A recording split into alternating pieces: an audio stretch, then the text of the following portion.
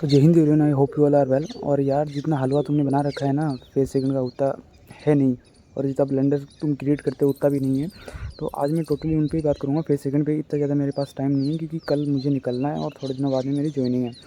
और 27 को ज्वाइनिंग है मेरी एयरफोर्स की। और विदाउट मैंने कोई अच्छा फ़ीस वगैरह के लिए बिना कोई कोचिंग वगैरह ज्वाइन किए और कोई ऑनलाइन बैचेस वगैरह मैंने परचेज़ नहीं किए, विदाउट उसके किया है। तो अपनी बताऊँ, जैसे एयरफोर्स में इतना ज़्यादा नहीं है। जो फेस सेकंड वाला प्रोसेस है उसमें बहुत से प्रॉब्लम होती है इंग्लिश वाली। तो इंग्लिश में तो इतना ज़्यादा आपको डरने की ज़रूरत नहीं है। आप जैसे ही भाई आएंगे वहाँ पे अपना इंट्रोडक्शन तो वो बहुत धांसू वगैरह देंगे क्योंकि रट के आएंगे बहुत से। मोस्ट ऑफ केसेस में यही होता है क्योंकि इनसे कोचिंग वगैरह से सुनने सिखाया जाता है, ऐसा बोलो वैसा बोलो। ऑनलाइन बेसिस वगैरह में भी यही सिखाया जाता है, तो क्या आते हैं। फिर जैसे पॉइंट वगैरह की बात आती है तो वो ख़त्म हो जाते हैं। तो मैं इस पर टोटली फेस सेकंड पे वीडियो बना रहा हूँ और बहुत ही हाईली रिकमेंडेड करने के बाद, क्योंकि इंस्टा पर परेशान कर रखा है। और जो पहले वाले जो भाई हैं वो बोल रहे हैं यार थोड़ा बहुत बता दे, गाइड कर दे लास्ट टाइम में, फिर तो चला जाएगा फिर। तो स्टार्ट करता हूँ यहाँ से फेस सेकंड में डॉक्यूमेंटेशन से। और जैसे तुम्हारा स्टार्ट होता है वो होता है स्टार्टिंग से। जैसे तुम्हारा फेस सेकंड का एडमिट कार्ड आ गया, तुम लेकर पहुँचते हो और फेस सेकंड लिए पहुँचते हो वहाँ पे। देन पहले आपका होता है एडमिट कार्ड। जो एडमिट कार्ड है फेस सेकंड का वो तो आपको चाहिए। अगर हो खो गया तो कोई दिक्कत वाली बात नहीं है, इतना ज़्यादा परेशान मत होना तुम। तो वो एफिडेविट लगता है, उसमें काम हो जाएगा तुम्हारा। एक एप्लीकेशन फॉर्म जो तुमने अप्लाई किया था, वो एप्लीकेशन फॉर्म तो चाहिए होगा, उसका प्रिंट आउट लेके चलना। कलर ले लेना भाई, और 8 फोटोग्राफ्स ले लेना अपनी, रिसेंट लेना है। आई थिंक मेरे हिसाब से 8 से ज़्यादा ही ले लो, अच्छा काफ़ी है।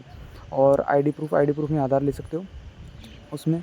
देन इसके बाद में मैं बात करूँ, ये तो आपका डॉक्यूमेंटेशन पहले बाहर होता है, बाहर होने के बाद ही वो अंदर एंट्री देते हैं, वरना एंट्री नहीं देंगे। देन फर्स्ट ही जो प्रोसेस है, मैंने पहले ही वीडियो बना रखा है फेस सेकंड के ऊपर, क्या क्या प्रोसेस होता है पूरे डिटेल में, एक सिंगल चीज़ उसमें बता रखी है। वीडियो क्वालिटी थोड़ी अच्छी नहीं है उसमें, थोड़ा वॉल्यूम कम है। तो ईयरबड वगैरह कुछ भी लगा के, ईयरफोन्स हेडफोन्स कुछ भी लगा के एडजस्ट कर लेना भाई अपने हिसाब से। और लास्ट में उस वीडियो को मैं अटैच कर दूँगा इससे, या लिंक वगैरह दे दूँगा, तो देख लेना कंप्लीट एक एक डिटेल में वीडियो बना रखी है। इतना मेरे पास टाइम है नहीं तो अच्छे से मैं समझा नहीं पाऊँगा इसमें। लेकिन क्या क्या तुम्हें नहीं करना है वो मैं तुम्हें बता दूँगा। जैसे फेस सेकंड में पीएफटी वगैरह होगा तुम्हारे। जो पहला पीएफ जो भी पहला प्रोसेस होगा पीएफटी से स्टार्ट होगा। रनिंग वगैरह होगी, पहले तुम्हें रनिंग करवाएंगे। और मैं 2 बार जोधपुर से वहाँ से रिकमेंडेड होके आया हूँ इसके लिए, एयरफोर्स के लिए। और विदाउट एनी कोचिंग के लिए, विदाउट एनी कोचिंग भाई, मैंने कोई कोचिंग वगैरह नहीं ली, ना ही तो ऑनलाइन ना ही ऑफलाइन कोई। एकदम जेन्युइन बात कर रहा हूँ मैं अपनी। तो पहले पीएफटी होता है वहाँ पे, स्टार्टिंग में होता है फर्स्ट पीएफटी। पीएफटी में पहले होती है तुम्हारी रनिंग। और जोधपुर वाले ध्यान से सुन लें, वहाँ पे रोड पे रनिंग करवाई जाती है, बिल्कुल एकदम बेसिक होता है, इतना ज़्यादा नहीं है कोई, मतलब यूँ इंक्लिनेशन नहीं है, यूँ रोड का यूँ भी नहीं है या फिर यूँ भी नहीं है, इतना ज़्यादा नहीं है, बिल्कुल इक्वल लेवल का आपको वहाँ पे देखने को मिलता है। 1.6 किलोमीटर रनिंग होती है, जिसमें 6.5 से 7 मिनट देते हैं भाई वो। अगर आप कंटिन्यूसली दौड़े ना तो आपको रोकने वाला कोई नहीं है, वहाँ पे आराम से क्वालीफाई कर लोगे। और स्पेशली मैं गर्ल्स के लिए बात करूँ तो गर्ल्स को मैं कुछ ज़्यादा ही ध्यान देने पे बोलूँगा इसके लिए, क्योंकि गर्ल्स रनिंग में भाई बहुत ज़्यादा बाहर होती हैं। अगर 100 ने रिपोर्ट किया ना तो उसमें से 60 तो उसमें आउट हो ही जाएंगी, ये मैं लिख के दे सकता हूँ। क्यों करती नहीं है भाई, इतना ज़्यादा रनिंग करते नहीं हैं, प्रॉब्लम ये है। और ये रनिंग कंप्लीट होने के बाद इंस्ट्रक्शन वगैरह मैंने सब कुछ डिटेल में बता रखा है उस वीडियो में, वो देख लेना एक बार के लिए। देन इसके बाद में पीएफटी जैसे ही कंप्लीट होता है आपका। पीएफटी में ये स्टेजेस होते हैं, पहले होती है रनिंग के बाद में होता है पुशअप्स, सिटअप्स, देन स्क्वाट्स। इसमें ये 10-10 करवाने होते हैं। जैसे पुशअप 10 करवाएंगे आपके, स्क्वाट्स ये 15 होते हैं भाई इसमें। सिटअप्स तो 10 ही होते हैं और स्क्वाट्स 15 या 20 अप्रॉक्स इतने समथिंग होते हैं। और ये सब होने के बाद जैसे पुशअप्स और स्क्वाट्स वगैरह, इनमें कोई बंदा बाहर होता है तो उसे बाहर कर देते हैं और अलग ही निकाल देते हैं उनको, रनिंग वालों को। और ये होते हैं इनको। और जोधपुर के लिए जा रहे हैं वहाँ पे पुशअप में ध्यान से लेके चलना। जोधपुर जो जा रहा है जोधपुर देने के लिए, वो ये बात ध्यान से सुन लेना। वहाँ पे होल्डिंग टाइम बहुत ज़्यादा है पुशअप का। जो बंदे 10 पुशअप करके आते हैं घर से कि हम तो मार ही लेंगे, वो वहाँ पे जाके डेफिनेटली आउट होने वाले हैं। और मैं यही रिकमेंड करूँगा बार बार कि भाई जोधपुर जा रहे हो तो अपना पुशअप टाइम, अगर आप 10 मार रहे हो तो यहाँ से 15 best, one of the best है। आप यहाँ से 20 करके जाओ और अपना होल्डिंग टाइम बना के जाओ। और स्क्वाट्स में भी वहाँ पे टाइमिंग, स्क्वाट्स तो हो जाएगा इजीली। और ये सिटअप्स तो हो जाएगा, मेरा मतलब सिटअप्स तो हो जाएगा, लेकिन स्क्वाट्स में प्रॉब्लम होती है बहुत से बंदों को, मतलब होल्ड करवा देते हैं, फिर पैर वाइब्रेट करने लगते हैं। ये मोस्ट ऑफ केसेस में मैंने देखा है, 2 बार गया हूँ मैं, दोनों बार में मैंने यही देखा है। और फिर वो बोल देते हैं हाँ आउटसाइड निकाल लेते हैं और फिर कुछ नहीं सुनते वो। दूसरी बात फिर होता है आपका एडेप्टेबिलिटी, 80 इसको बोलते हैं। आपको ऑफिसर वगैरह आएंगे और अनाउंस वगैरह करेंगे कि आपका 80 फर्स्ट होने वाला है, इतना एडेप्टेबिलिटी टेस्ट फर्स्ट, जिसमें एसआरटी कंडक्ट होने वाला है। और एसआरटी में जो वो बताएंगे इंस्ट्रक्शन उनको फॉलो करना है ध्यान से। हाँ, और एसआरटी में वो 45 क्वेश्चन देंगे और 30 मिनट देंगे। एक बात याद रखना, किसी भी बोर्ड के लिए जा रहे हो या फिर कहीं भी जा रहे हो, एसआरटी अग्निवीर के लिए जा रहे हो, मैं एसपी के लिए नहीं बोल रहा, आप अग्निवीर के लिए जा रहे हो, तो दिमाग से निकाल देना कि अगर मैंने एसआरटी छोड़ी तो 99% चांस सही है कि तुम आउट होके आओगे। एसआरटी बिल्कुल भी मिस नहीं करनी है। मोस्ट ऑफ कैंडिडेट्स यही होते हैं जो फ्रेशर वगैरह होते हैं, वो एसआरटी मिस कर देते हैं। मेरी हाईली रिकमेंडेशन आपको यही रहेगी, एसआरटी 45 क्वेश्चन से होते हैं भाई, उनमें एमसीक्यू भरना होता है और दिमाग में जो चीज़ पहली आई वही टिक करना है। ज़्यादा अपना दिमाग अल्बर्ट आइंस्टीन वाला दिमाग यूज़ मत करना तुम, वरना तुम्हारी एसआरटी भी मिस होंगी और गलत कॉन्सेप्चुअल वो नॉलेज वगैरह लगाने लग जाओगे तुम। ऐसा कुछ मत करना वहाँ पे। देन एडेप्टेबिलिटी टेस्ट होता है सेकंड, जिसमें एसआरटी वगैरह कंप्लीट हो जाती है। एसआरटी कंप्लीट होने के बाद देन वो ग्रुप बना देते हैं। मोस्ट ऑफ केसेस में 15 का बनता है, 15 to 17 के बीच में ग्रुप बनता है आपका, 15, 16, 17 मोस्ट ऑफ केसेस में यही बनता है। और इसमें चेक करते हैं आपकी एनवायरमेंटल एडेप्टेबिलिटी, मतलब एयरफोर्स में अगर सेलेक्ट होने के बाद आप वहाँ पे एनवायरनमेंट में एडजस्ट हो पाते हो कि नहीं हो पाते हो, उसके लिए वो जीडी हमारा उसी लिए कंडक्ट कराया जाता है। तो जीडी में पहले हमें सुनाया जाता है, ऑडियो वगैरह सुनाएंगे तुम्हें, तो उससे ध्यान से सुन लेना है। और कुछ टॉपिक्स वगैरह हैं जो मैं, अगर हो सकता है मेरे से होगा तो मैं मोस्ट ऑफ केसेस में ट्राई करूँगा यार अपलोड करने की। और तो ज्वाइन कर ही लूँ तो बात अलग है, वरना अगर मैंने ये वाला ज्वाइन नहीं किया तो शायद मैं डाल दूँ। और जैसे वहाँ पे जीडी वगैरह होता है, तो जीडी में कुछ टॉपिक्स सर ने भी बता रखे हैं, जैसे आप देख सकते हो संजीव सर के भी देख सकते हो, संजीव ठाकुर सर के, और आरएस चैनल पर भी मिल जाएंगे, और उस पर आरडब्ल्यू पे भी मिल जाएंगे। कुछ टॉपिक्स वगैरह करा रखे हैं उन्होंने, वो देख के चले जाना, काफ़ी है, एनएफ है, मोर देन एनएफ है, और कुछ मत देखना। और रिसेंट इवेंट जैसे और भी कुछ देख लेना, आधार देख लेना, पेन देख लेना, क्या सिस्टम है इनका, क्या यूजेस हैं।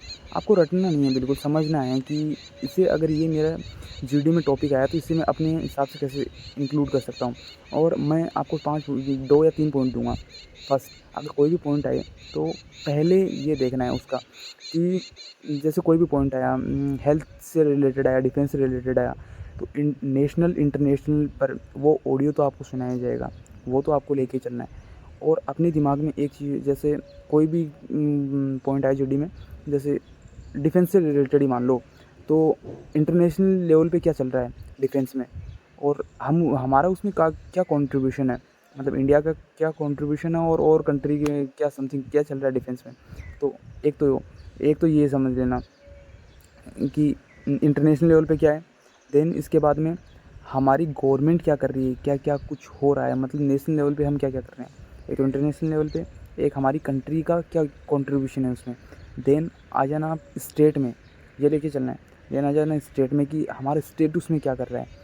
फिर इसके बाद ये जैसे ये कंप्लीट हो जाता है कि पहले इंटरनेशनल लेवल पे क्या चल रहा है, देन हमारी कंट्री का उसमें क्या कंट्रीब्यूशन है, देन स्टेट का क्या कंट्रीब्यूशन है ये, और उसका कुछ हमारी जीडीपी वगैरह पे या फिर है जो नेशनल सिक्योरिटी है उस पर कोई इफेक्ट पड़ रहा है, कोई इम्पेक्ट आ रहा है। बस ये 4-5 पॉइंट देख के चल जाना। जैसे डायरेक्ट बात करूँ मैं इसकी एक्सपोर्ट वगैरह की, तो एक्सपोर्ट पे इंडिया का एक्सपेंडिचर है, और इंटरनेशनल लेवल पे जैसे ट्रीटी वगैरह कैसे क्या ऑर्गेनाइज हो रही है, ये अपने हिसाब से ही पॉइंट बना लेना। कोई रटने की ज़रूरत नहीं है इसमें कि भाई अचानक कोई नया पॉइंट आ गया तो हम वहाँ पे कैसे करेंगे, ऐसा कुछ नहीं करना है। बस ऐसे ही हो जाएगा आपका नॉर्मल। और जो जैसे फॉर एग्जांपल मैं आपको एक पॉइंट लेके बताता हूँ, जैसे हेल्थ केयर, तो हेल्थ केयर में WHO क्या कर रहा है, इंटरनेशनल स्तर पे चल रहे हैं वो दोनों, वो इंटरनेशनल लेवल पे चल रहे हैं हेल्थ केयर वाले। तो और कंट्रीज़ क्या कर रही हैं, देन आफ्टर हमारी कंट्री उसमें क्या कर रही है, और देन हमारा स्टेट उसमें क्या कर रहा है। और ये सब करने के बाद इस पर हमारी हेल्थ पे, कुछ सिक्योरिटी पे, बॉर्डर सिक्योरिटी पे, इंटरनेशनल सिक्योरिटी पे कुछ इम्पेक्ट आ रहा है, बस वो बता देना, ये एनफ है। बस यही पॉइंट ध्यान में रखना कि इन्हीं के अराउंड मुझे अगर खुद से कुछ बनाना है तो इन्हीं के अराउंड बनाना है, दैट्स एनफ है। और ये जीडी वाला प्रोसेस है, इसमें ज़्यादा कुछ होता नहीं है। और ठीक ठाक लिखना भाई, लिखना, स्पेलिंग वहाँ पे नहीं देखी जाएगी। आप लिख के आए हो, यू आर डेफिनेटली क्वालिफाई कर जाओगे। और जब दे के आओगे तब लगेगा यार इतना जीडी आसान होता है, लोगों ने बनाए रखा है। और जैसे ही आपका जीडी वगैरह क्लियर होगा, देन वो आपको बैठाएंगे और 4-5 बजे तक जो क्लियर उसमें फेल ही तो हो चुके होंगे भाई जीडी में, ईसीजी में, उनको तो पहले निकाल, ईसीजी में नहीं, इसमें एसआरटी में जो पहले आउट हो चुके हैं उन्हें तो निकाल ही देंगे। और देन आफ्टर आपको लास्ट टाइम में लगभग 6-7 के समथिंग इतने के अराउंड टाइम हो चुका होगा, तब आपको कुछ मेडिकल के लिए रिकमेंड करेंगे, आपको सेंटर बता देंगे कि यहाँ जाना है, वहाँ जाना है। और जोधपुर के लिए तो जाओगे भाई, मैं जोधपुर बता दूँ क्योंकि मैं जोधपुर का अच्छा खासा एक्सपीरियंस है, 2 बार देखे हैं। तो जोधपुर के लिए जाओगे आप, तो जोधपुर के लिए एक तो भेजेंगे आपको जैसलमेर, एक भेजेंगे आपको यहाँ पे दिल्ली एएमसी 3 विंग पालम, हाँ आपको यहाँ भेजेंगे अगर जोधपुर जाते हो तो, वरना भेजेंगे जैसलमेर। यहीं पे जैसलमेर का तो पता नहीं है, मैं 2 बार रिकमेंड जैसे मेडिकल फिट हो गया हूँ, मुझ में एक पॉइंट भी, सिंगल पॉइंट नहीं मिला है, दोनों बार में मुझे ग्रीन कार्ड मिला है, जो आप देख ही सकते हो चैनल पर बड़ा हुआ, अभी रिसेंटली वीडियो डाली है मैंने उसमें।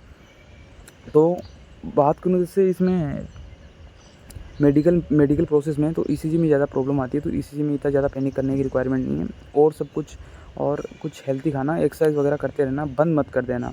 जैसे फेस सेकंड कंप्लीट होने के बाद आपका मेडिकल होगा, तो मेडिकल अप्रॉक्सीमेट मान के चलो 7 से 15 दिन के अराउंड इतने में ही हो जाएगा, इतने में वो आपका मेडिकल एग्जामिनेशन करवा लेंगे। और इतना ज़्यादा पैनिक होने की रिक्वायरमेंट बिल्कुल भी नहीं है कि ग्रीन कार्ड मिल गया, वो रेड कार्ड मिल गया है तो आप क्वालिफाई नहीं कर सकते। हाँ, वो लफड़ा होता है एयरफोर्स में, अग्निवीर में सबसे ज़्यादा खतरनाक मेडिकल अग्निवीर में होता है, तो एयरफोर्स का ही होता है। लेकिन ऐसी बात नहीं, जिन्हें रेड कार्ड मिल गया उन्हें यार कोई ज़्यादा मैक्सिमम पॉइंट मिलता है। यहाँ पे डीएनएस वाला ये ऐसे कुछ 3-4 पॉइंट है जो बता दूंगा तुम्हें, अगर टाइम मिलता है तो। मुझे इतना तो टाइम है नहीं यार, जल्दबाजी में वीडियो बनानी पड़ रही है। और ऐसा कुछ होता है तो घबराना मत बिल्कुल भी कि यार अब क्या करें, अब क्या करें, अब क्या करें, तो ऐसा बिल्कुल भी घबराना नहीं है। रेड कार्ड वाले भी क्वालिफाई करते हैं, उनका भी मेडिकल में कई बार निकल जाता है, मोस्ट ऑफ केसेस में निकल जाता है।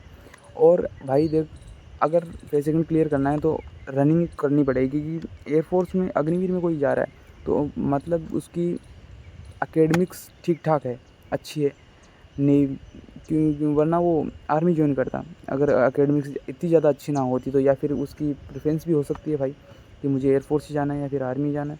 लेकिन मोस्ट ऑफ केसेस में अगर एयरफोर्स वालों की एकेडमिक्स ठीक मिलती है आर्मी वालों से, मोस्ट ऑफ केसेस में बता रहा हूँ, कोई ऑफेंड मत होना भाई इससे कि यार आर्मी वालों को छोटा बता दिया, बड़ा बता दिया।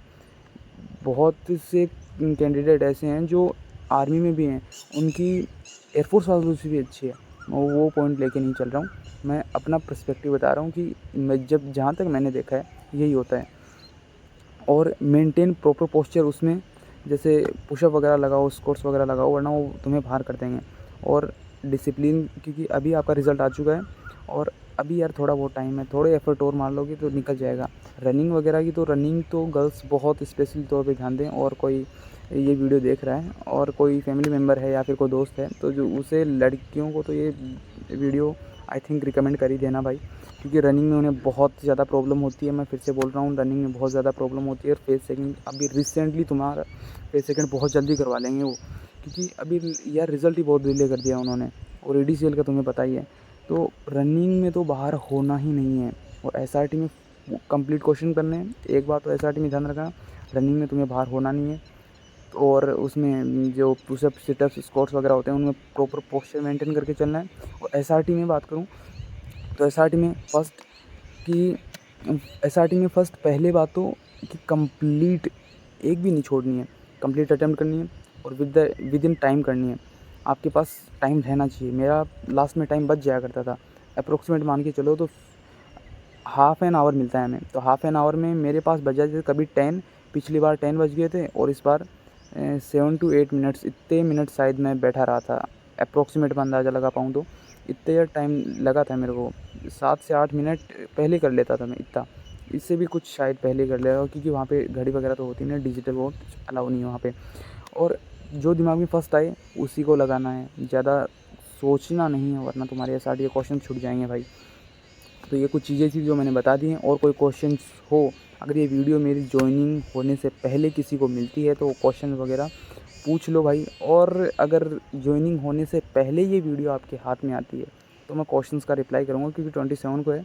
27 से पहले पहले अगर कोई क्वेश्चंस वगैरह आप मुझसे पूछते हो तो शायद पूछ सकते हो, वरना तो बाद में तो नहीं हो पाएगा। जॉइन कर लूँ तब की बात है, और तो शायद अभी मूड तो कम ही है यार जॉइनिंग का। लेकिन एक बार के लिए अगर मैं जॉइन करता हूँ उस केस में, तो जॉइनिंग से पहले पहले आप ये क्वेश्चंस मुझसे पूछ सकते हो। बाद में यार मैं रिप्लाई नहीं कर पाऊँगा। और देखते हैं किसी को बाहर अगर कोई चैनल वगैरह संभाल पाए तो बातचीत होती रहेगी, तो मैं बताता रहूँगा, गाइड करता रहूँगा कि ये करना है, इनको ये बता देना। और मिलते हैं एक नई वीडियो में। नई वीडियो में तो क्या ही यार, अभी तो क्या ही बना पाऊँगा, उनके लिए बना पाऊँगा जो अभी एयरफोर्स के लिए जा रहे हैं, और क्या-क्या उन्हें डॉक्यूमेंट वगैरह रहे और भी कुछ ग्रोसरी आइटम वगैरह, उनके लिए मैं वीडियो उनके लिए बना पाऊँगा, आपके लिए तो नहीं बना पाऊँगा। ये लास्ट वीडियो है। तो जय हिंद भाई।